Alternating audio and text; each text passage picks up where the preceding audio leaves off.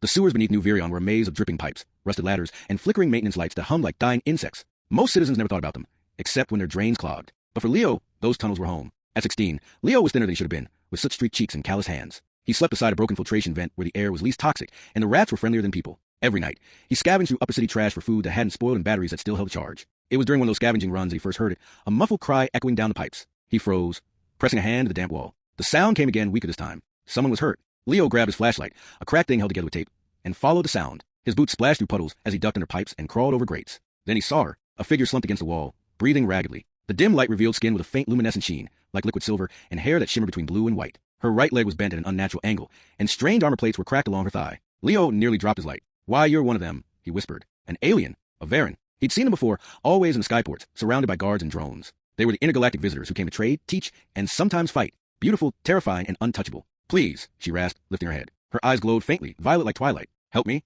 Every instinct screamed at Leo to run. The city authorities hunted anyone caught near alien tech or life forms, claiming it was biohazard interference. But then he saw the blood, deep blue, pooling beneath her leg and running into the sewer stream. He couldn't just leave her. "Hold on," he muttered, kneeling beside her. "I'll get you out of this." Her gaze flickered, confused. "Why help?" "Because nobody else will," he said simply. He tore his worn jacket into strips and fashioned a crude bandage around her wound. The alien winced but didn't resist. When he tried to move her, she gritted her teeth, clutching his shoulder for balance. Her hands were cold and trembling. They made it to a small hideout. A dry pocket under a massive drainage arch. Leo set her down gently on his bedroll, a nest of rags and insulation foam. "You'll be safe here," he said, lighting a makeshift lamp. "I'll find something to fix your leg." She tilted her head, studying him like he was some strange creature. "You live here?" He shrugged. "It's warm enough, and no one comes down this far." When she didn't respond, he added, "You got a name?" "Asterisk Kiri. Asterisk." "Leo," he said, offering his hand awkwardly. "Try not to move, Kiri. I'll be back." That night, Leo searched the upper tunnels for supplies. He found a broken drone casing with intact nanogel packs, exactly what he needed for wound stabilization. He also found an unopened can of nutrient paste, which felt like a miracle. When he returned, Kiri was half asleep, breathing shallowly. He applied the gel around her injury, watching as it hissed faintly and sealed the bleeding. Her body tensed, then relaxed. "You know this tech?" "Picked up a few things," he said. "You learn fast down here, or you don't last." Her eyes softened. "Thank you, Leo." For a moment, the sewer didn't feel so cold. By morning, Kiri could move her leg a little. She sat upright, examining the crude walls of the hideout with a mixture of curiosity and sadness. "This planet," she murmured. "Your people hide under it like it's a shame to them." Leo snorted. "We don't get to live in the towers like the upper-class folks. I wasn't even registered at birth. Sewer rats don't count as citizens." She frowned, clearly not understanding. "Where I'm from, no one is without home." He shrugged again, pretending not to care, but her words stung. After she ate some of the paste, Kiri spoke softly. "My ship was attacked. I ejected before it crashed. I thought the patrols would find me." "They don't come down here," Leo said. "Too dirty for their fancy suits." "Then you saved me." He blushed, scratching the back of his neck. "Guess so." That day, she asked him questions, endless ones, about human food, about the strange glowing graffiti on the walls, about the tiny toy robot he built from scrap. Her curiosity was almost childlike, and in return, she told him about the stars, about worlds with floating cities, oceans that shimmer gold, and species that could weave light into clothing. Leo listened, spellbound. For the first time, he imagined life beyond the dripping pipes and the stench of decay. That night, as she slept, he whispered, "You'll be gone soon, huh?" He didn't expect an answer, but she murmured faintly, "Not yet."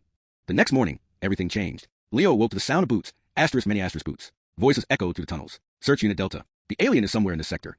Kiri's eyes shot open. "They found me. Are they going to hurt you?" Leo asked, already packing his things. "If they find you helping me, they'll execute you," she said urgently. He grabbed her arm. "Then we move." They navigated a maze of tunnels as drones buzzed overhead, scanning every corner. Kiri limped, still weak, but refused to slow down. "This way," Leo said, guiding her through an old maintenance shaft that only he knew about. They crawled until they reached an old flood reservoir, long abandoned, filled with rusted scaffolding and stagnant water. Leo helped her hide behind a pipe cluster. "I'll distract them," he said. She caught his wrist. "You'll die. Better me than both of us." Her violet eyes glistened. "You don't understand. My people repay debts with life." He smiled faintly, then make it worth something. Before she could reply, he was gone. Leo burst the shaft into an open drain corridor, waving a metal pipe to draw attention. "Over here," he yelled. She went that way.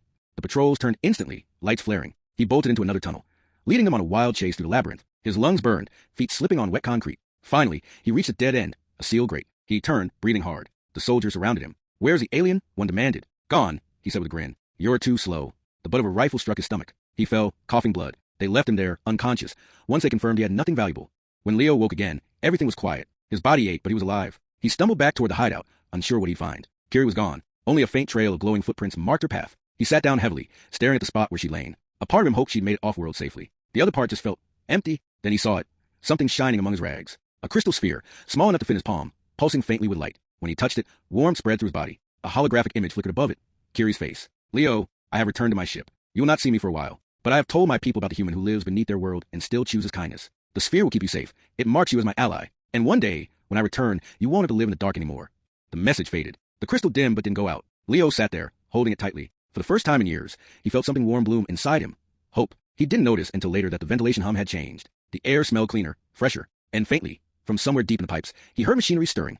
Systems he'd never known were active. The next day, sunlight broke through the sewer grates above him. A drone descended, sleek and silver, projecting a soft beam that scanned his face. Then, a calm synthetic voice spoke. Identification confirmed. Leo of New Virion. You have been granted relocation by decree of the Varan emissary Kiri. Prepare for extraction.